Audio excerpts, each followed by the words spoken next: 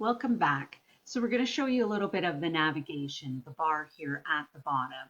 Now you won't necessarily see this TV screen. I'm just not going on camera for the purposes of these mini lessons, but this is one of the brand new filters that the new latest version of Zoom is providing.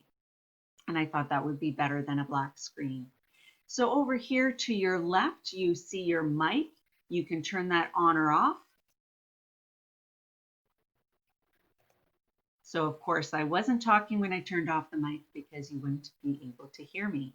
The little arrow here lets you pick which mic you're using on your computer if you have an external mic plugged in, and also letting you know where your speakers are. So to stop your video, and I will just turn that on and off. So that will allow you to go on camera or turn off your camera. If you have a Zoom account and you have a picture uploaded, that's what you'll see there. Again, there's a little arrow here and you can pick which webcam you're using, either your computer or laptop, or if you have an external webcam camera as well. On your phone, this will all be a little bit different, but right now we're going to share the navigation on a computer or laptop device. So over here, you will see the chat box. That's important to click open so that you can type in here.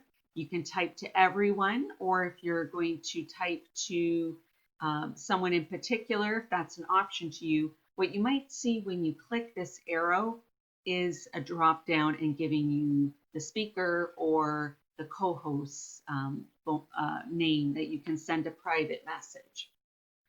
Over here with the three dots gives you the option to save the chat if that's appropriate for the context and if that's available for you. And sometimes we'll be sharing files through the chat box, and that's where you would click it here to the right as well. In some activities, you might be asked to click the reactions. There's some new ones here, which is a lot of fun. And but if you don't see those, you might not have the latest version of Zoom. That's okay. You might just see the clap or the thumbs up as well. And that might be mainly what you're needing to know. If you're not, these other options here are when you're facilitating a meeting and or co-host, that you might have other options in that regard.